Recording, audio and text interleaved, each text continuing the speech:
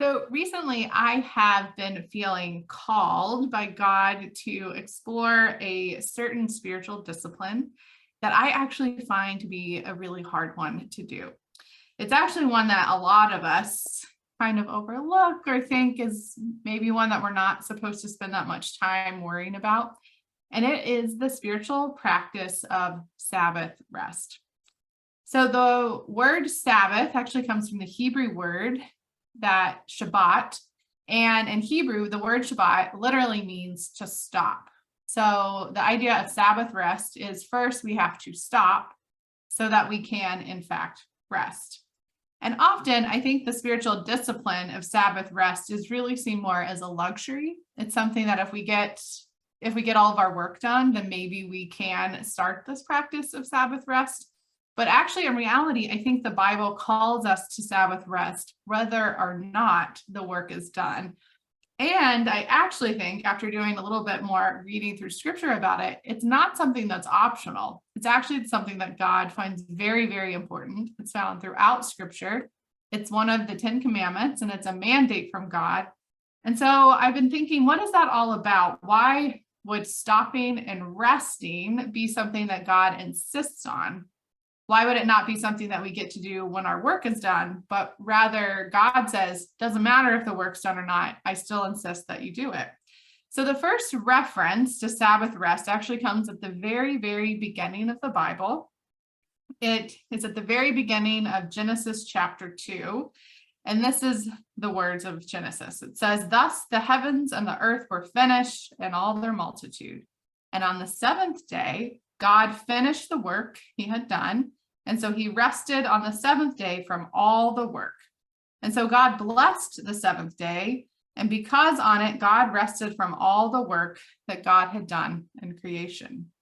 So that's the first hint that we get it. Like, Sabbath rest is so important that God does it first and then puts it into the rhythm of the week, hoping, in fact, that God's creation will follow suit and continue that sort of work.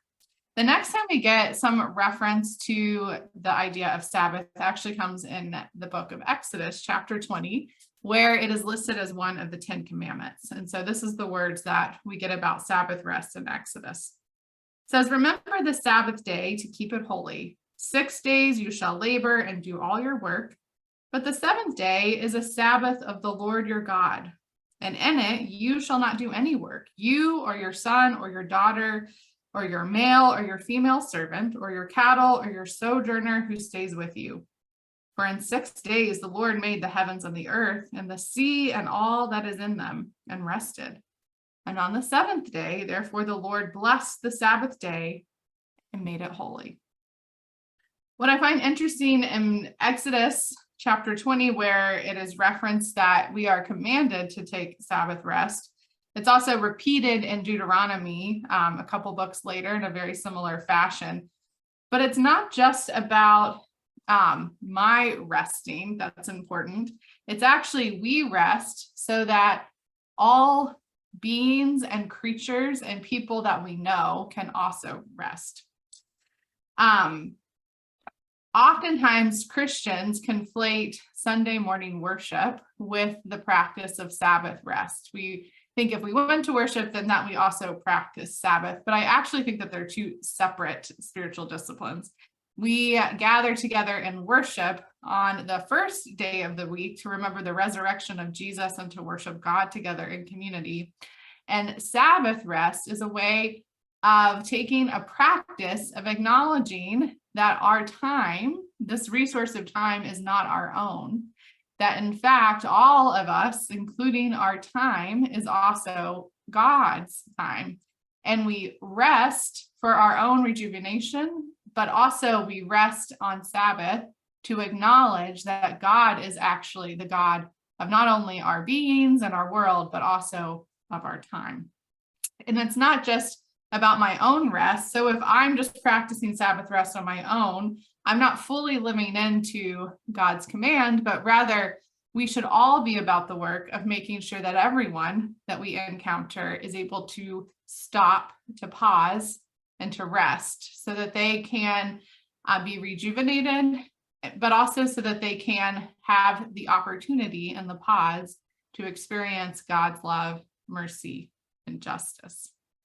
So all people are encouraged to rest from their toils and their labors, and to, in that pause, in that rest, maybe encounter God, but at least give themselves time to rejuvenate and be able to return back into the other 6 days of the week that is full of work. So for me, I'm going to start small and try to work in, at least for a couple hours each week, a moment to stop, to not be about anything. Sometimes I will fill up a day off with so much task and toils that I'm more exhausted at the end of that rest than when I started. But really, I think the practice of Sabbath rest is to stop and to rest and to see what God just might have in store for you in the pause. So go forth and be blessed.